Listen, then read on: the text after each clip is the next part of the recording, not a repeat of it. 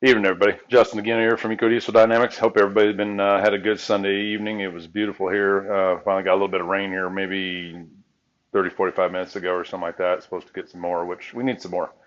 But anyway, and I kind of recapped earlier. I did not post up, but Summit 7.3 was awesome. Angela and Bill, or excuse me, Bill and Angela Corin down there in Gummings, Georgia, at Forsyth or Lanier, Forsyth, whatever county. Lanier Convention Center had the Summit 7.3. Very good turnout, some great speakers, some great information, and just wanted to kind of add that in a little bit. I put it on my YouTube channel, so if anybody wants to check it out, it's over there on Diesel Dynamics YouTube channel. Basically, pretty simple.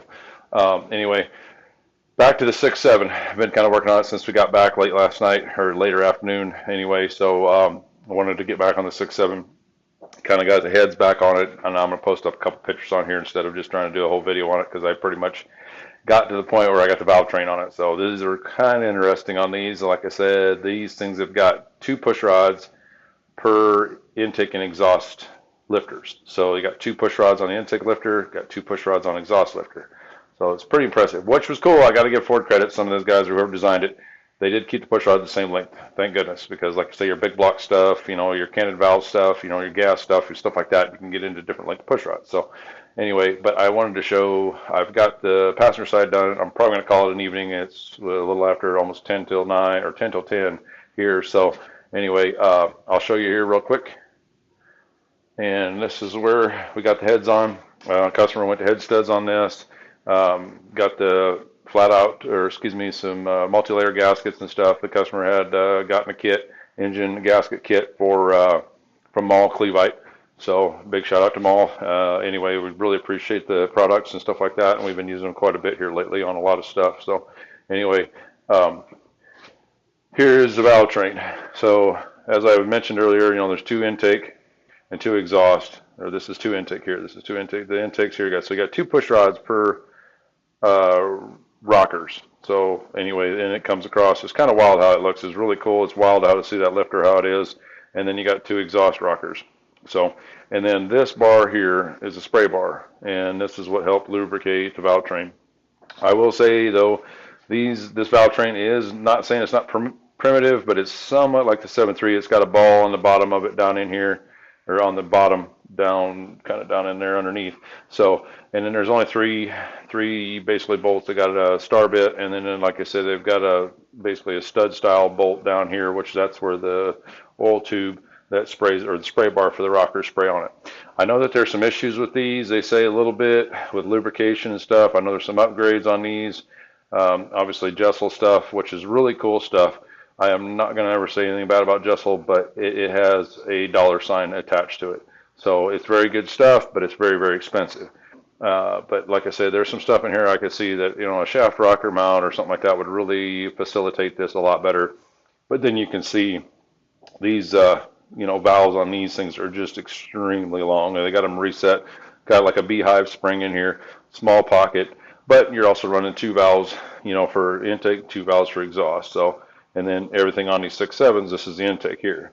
So that flows through here, basically goes in, from, it's reverse opposite. I kind of look at these as an old Model 8 engine, basically, where the intake is part of the whole valve cover. It goes all the way over, and I'll have the valve cover, and I'll do another video on that. And then it comes over and it goes out the exhaust. So you can kind of see, where the exhaust is. I'm not really fond of that idea too much. I'm not saying it's not a bad idea. A really cool long runner really does help with velocity and flow. I will say that. But when it comes down to it, like I said, there's a lot of heat here. There's a ton of heat. Turbo is right there. Basically, it's got oil feed there and everything else. I've got it taped up at the moment, so I do not drop anything down in there, because if it gets down in there, there's a cavity down through here in the center of the block that is just, it's really hard to get anything out of if it does get down there. So I've taped it up, getting it ready for the customer to come and pick up here really soon. I should have this thing in one piece, hopefully tomorrow. The customer does have a new front cover that he's going to put on it, and I guess it kind of got chewed up or whatever a little bit, so he's going to end up doing that, so he'll end up being able to check that, which, we've obviously tack the lower gear, crank gear, and then everything lined up, for the pump. I'll just set the pump in there because he is going to go do a DSX or DRX. I think it was a DX pump from SNS and Alliant Power, their upgraded pump. So this is kind of what it looks like on the motor without the rockers on it. So I'll get all this side done tomorrow and basically, get everything lined up. But if you look down in there, it's kind of hard to see, but there is basically two lifters holes per, two intake, two exhaust. So basically four push rods per cylinder. So it's pretty wild. But and then did the rear cover ready, got it all tightened up and stuff like that. Got the rear seal driven in there. Got a seal driver that really helps a bunch on that to get it in there good and square and good and flush. And then this is the tone ring. This is your magnetic pickup. If you do not put this on there or lose it or do whatever with it, it will not fire right accordingly. It'll run, but it'll run like crap. But this is the magnetic pickup for the crank signal. It will mount here. The customer must have that because I do not have that in his box of goodies that he has brought over. So anyway, we're really, really, really close. So I just wanted to kind of show everybody what the valve train on one of these 6.7s look like. Intake will wrap clear over here like this, and then basically it'll cover up all this stuff. I've got to do the injectors, of course, and then, like I said, I got glow plugs. But anyway, just wanted to touch base with everybody. Hope everybody has a good evening, and wanted to share some of our Summit 7.3 trip we had Thursday and Friday. It was very good. And like I said, I learned a lot from it. The tax side of it was very good. Some of the tax for accounting side was very good. There was a couple good speakers. There was some, like Mishimoto was there doing a speaker deal. And then there was Paul Rutledge over from CP Addicts. Dude, I praise you for even saying this, but a lot of folks don't know this, and some guys do, and people don't realize it as we've gotten, some of us get older. The way the world is, and it's your health. You can diagnose the truck, you can do all that stuff. We have to fix stuff for customers, but you only have to look at it. Your health is one thing, being a business owner and an employee, even a customer, a lot of the customers I've gotten to know over the years, like I said, some of them had some health issues, and it's kind of scary. So I'm not going to try to put a Debbie Downer on this one, like I said, but we'll say y'all got to take care of yourself. Like I say, Paul went in, had himself checked out. Doctor flat out said that, he's lucky he was standing. Just the way his levels were, everything else. His blood pressure was good, but it was a male thing. So I felt really heartfelt towards Paul, but he was very open about it, and he has changed his regimen, what he eats, how he eats. He's also not, like say, hey, you don't have to go out and run a marathon. You don't have to go out and walk 3 miles a day. It is just doing a routine and staying active, not trying to stress yourself out too much. But I'm dragging on about the health thing, but as I've gotten older, I've seen it. A lot of my years of racing in NASCAR, a lot of stuff that I've done, it's starting to haunt me a little bit. So I'm not scared. I'm not worried about it. I just need to be very aware of it.